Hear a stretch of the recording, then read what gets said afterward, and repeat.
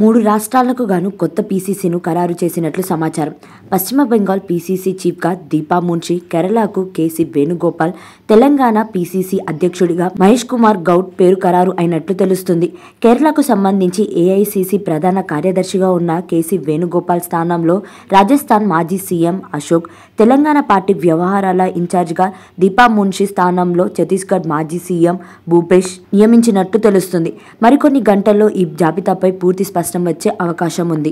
ఎవరి మహేష్ గౌడ్? బొమ్మ మహేష్ గౌడ్ 1966 ఫిబ్రవరి 24న నిజామాబాద్ జిల్లా బింగల్ మండపం రహత్ నగర్లో జన్మించారు.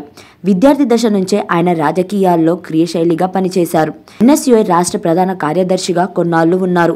1986లో నిజామాబాద్ జిల్లా అధ్యక్షుడిగా, జాతీయ యువజన కాంగ్రెస్ కార్యదర్శిగా పనిచేశారు. తొలిసారి 1994లో కాంగ్రెస్ అభ్యర్థిగా డిచ్పల్లి అసెంబ్లీ నియోజకవర్గం నుంచి బరిలో దిగి ఓటమి పాలయ్యారు. ఆ తర్వాత 2013 నుంచి 2014 వరకు గిడంగుల సంస్థ చైర్మన్ గా అయ్యారు.